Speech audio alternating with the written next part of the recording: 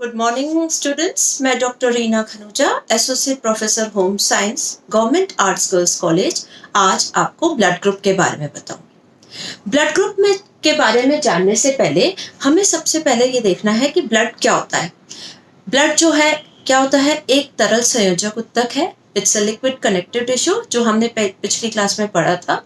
और ये सब हर मनुष्य में हम ये कह सकते हैं 5 से 6 लीटर होता है। अब ये रक्त देखने में तो लाल प्रतीत होता है और हमें ऐसा महसूस होता है कि रक्त है, लाल रंग का है और सबका एक समान होता होगा। नहीं, ब्लड जो है वो सब हर व्यक्ति में अलग अलग तरह का पाया जाता है। इसके 4 समूह होते हैं, तो हर व्यक्ति में अलग अलग समूह पाया जाता है। अब इस समूह की जानकारी बहुत ज़रूरी है। हमें अपना ब्लड ग्रुप मालूम होना चाहिए कि हम किस वर्ग के हैं। इसका विशेष रीज़न ये है कि कई बार क्या होता है कि किसी को रक्त की आवश्यकता होती है और हमें उसको रक्त चढ़ाना पड़ता है, दैट इज ब्लड ट्रांसमिशन। उस समय हम जिस व्यक्ति को ब्लड दे रहे हैं और जो ब्लड ले रहा है, दोनों का रक्त वर्ग एक होना चाहिए। तो इसलिए हर व्यक्ति को अपने रक्त वर्ग की जानकारी होना बहुत ज़रूरी है। अब हम यहाँ देखें तो हमारा जो आरबीसी है, हमने लास्ट क्लास में पढ़ा था कि ब्लड जो है उसके 2 भाग होते हैं, 2 टाइप्स होता है इसमें संगठन। हम कह सकते हैं एक तो तरल और एक सॉलिड। जो सॉलिड होता है उसमें रक्त कणिकाएं होती हैं, जो कि 3 प्रकार की होती हैं, लाल रक्त कणिकाएं, श्वेत रक्त कणिकाएं और प्लेटलेट्स।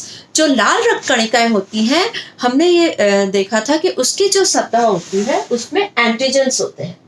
ये एंटीजेंस जो होते हैं, अगर इनको टेस्ट किया जाए तो डिफरेंट टाइप के होते हैं। ये ए भी होते हैं, बी भी होते हैं। और जो ये ब्लड प्लाज्मा है, जो ये तरल पदार्थ है, उसके अंदर एंटीबॉडीज होती हैं। अब हम देखेंगे कि ये रक्त वर्ग कैसे बनता है। अब समूह कितने हैं, हमें सबको ध्यान रखना है कि समूह 4 होते हैं, A group, B group, A B group and O group. अब ए ग्रुप क्या होता है? ए ग्रुप जो होता है उसमें आरबीसी के एंटीजन जो होते हैं वो ए होते हैं और प्लाज्मा में जो एंटीबॉडीज होती हैं वो बी होती हैं। और जो बी होता है उसमें एंटीजन बी होता है और एंटीबॉडीज ए होती है। और ए बी में दोनों प्रकार के एंटीजेंस होते हैं, ए भी होते हैं और बी भी होते हैं, और एंटीबॉडीज नहीं होती। और जो ओ ग्रुप है उसमें एंटीजन नहीं होता, उसमें ए और बी दोनों एंटीजन नहीं होते, जबकि ए और बी दोनों एंटीबॉडीज होती हैं। तो जो भी प्रकार का एंटीजन होता है उसी के आधार पे समूह का नाम होता है। ए एंटीजन होता है तो ए ब्लड ग्रुप, बी होता है तो बी ब्लड ग्रुप, और ए और बी दोनों होते हैं तो ए बी ब्लड ग्रुप, और अगर 0 होता है, कोई भी नहीं होता है, तो हम उसको ओ ब्लड ग्रुप कहते हैं। अब इसमें हमें एक चीज ध्यान में रखनी है जो कि हमने पहले डिस्कस किया है कि ब्लड ट्रांसमिशन, यानी कि किसी का एक्सीडेंट हो जाए, चोट लग जाए, किसी का ऑपरेशन हो गया, उसको रक्त की कमी हो गई है, बहुत से ऐसे कारण होते हैं जिसमें व्यक्ति को दूसरे व्यक्ति का रक्त देना पड़ता है। तो उस समय हम देखेंगे कि जो दाता यानी कि डोनर्स, अब ए जो ग्रुप वाला है वो किसको दे सकता है?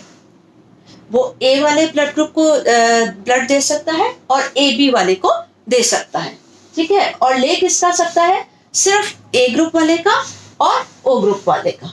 वो सिर्फ ए ग्रुप का इसलिए ले सकता है क्योंकि उसमें ए एंटीजन है, और ओ ग्रुप का इसलिए ले सकता है उसमें कोई एंटीजन नहीं है। लेकिन वो बी ग्रुप और ए बी ग्रुप का नहीं ले सकता। क्यों नहीं ले सकता? अगर ए ब्लड ग्रुप में बी ग्रुप के एंटीजन्स हो जाएंगे तो उसमें हेमोरॉइड्स हो जाएगा और कोशिकाओं में से ब्लीडिंग हो जाएगी और व्यक्ति की मृत्यु हो जाएगी। तो इसलिए हमेशा ये बहुत इंपॉर्टेंट चीज है। बी ग्रुप वाले जो हैं वो किसको ब्लड दे सकते हैं? बी वाले को भी दे सकते हैं और ए बी वाले को भी दे सकते हैं। और ब्लड किसका ले सकते हैं? बी ब्लड ग्रुप वालों का वो ब्लड ले सकते हैं एंड ओ वालों का ले सकते हैं। इसके अलावा फिर नेक्स्ट थर्ड है ए बी ग्रुप। अब ए बी में दोनों प्रकार के एंटीजेंस हैं, इसलिए वो किसको ब्लड दे सकते हैं? ओनली ए बी ग्रुप को। और ले किसका सकते हैं? वो ले सबका सकते हैं, ओ का भी ले सकते हैं, ए का भी ले सकते हैं, और बी का भी ले सकते हैं, और ए बी का भी ले सकते हैं। अब आता है O blood group. O blood group में कोई भी एंटीजन नहीं है, इसलिए वो दे तो सबको सकता है, ओ वाले को भी दे सकता है, ए को भी दे सकता है, बी को भी दे सकता है और ए बी को भी दे सकता है।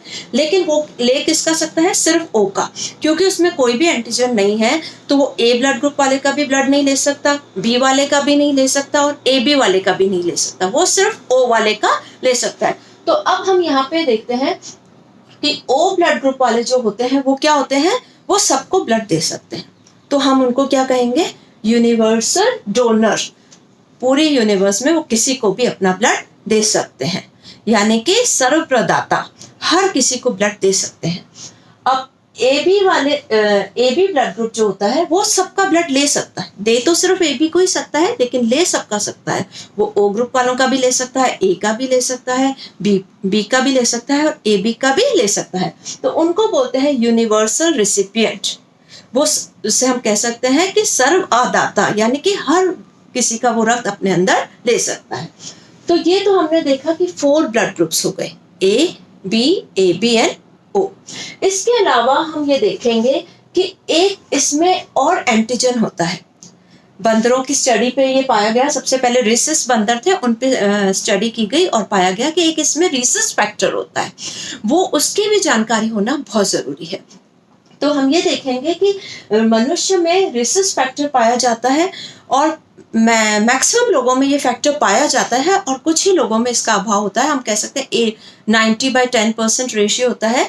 तो जिसमें ये रिसस फैक्टर पाया जाता है उसको हम कहते हैं RH पॉजिटिव, और जिसमें नहीं पाया जाता उसको कहते हैं RH नेगेटिव। तो अब हम देखें तो हमारे पास 4 टाइप के ब्लड ग्रुप हो गए, A+ एंड A नेगेटिव, यानी कि जिसमें नेगेटिव रिसस फैक्टर नहीं है तो वो हो जाएगा RH नेगेटिव, यानी A positive and A negative. उसी तरह से B positive, B negative, AB positive, AB negative and O positive and O negative. तो अब क्या होता है कि कभी भी किसी को ब्लड देना हो तो हमें इस फैक्टर का भी ध्यान रखना है। जब हम देखेंगे कि यदि माता जो है, मदर है, उसमें अगर नेगेटिव है, RH नेगेटिव है, तो उसको संतान पैदा करने में थोड़ी दिक्कत आ सकती है। यदि फादर के भी RH नेगेटिव है तब तो कोई प्रॉब्लम नहीं आएगी, लेकिन यदि mother is RH negative, father is RH positive, तो कई बार ऐसा हो सकता है कि बच्चा जो है उसका RH पॉजिटिव हो। ऐसी स्थिति में क्या हो जाता है कि एरिथ्रोब्लास्टोसिस हो जाता है, यानी कि बच्चे की मृत्यु हो जाती है।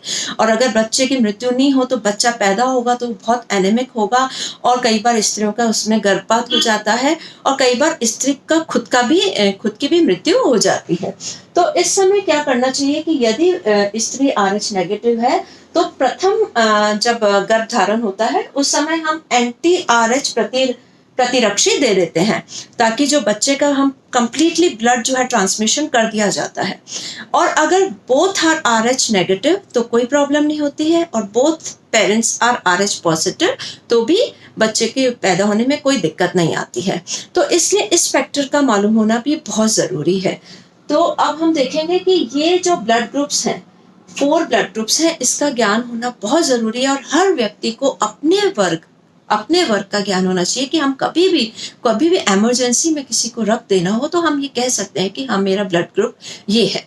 तो अब आपको समझ में आ गया होगा कि मोस्ट जो हम ये कह सकते हैं कि यूनिवर्सल डोनर कौन सा ब्लड ग्रुप होता है, ओ यानी कि वो हर किसी को अपना रक्त दे सकता है, और जो AB है वो हर किसी से अपना रक्त ले सकता है, लेकिन इसके साथ साथ हमें RH फैक्टर, रिसस फैक्टर का भी ध्यान रखना पड़ता है।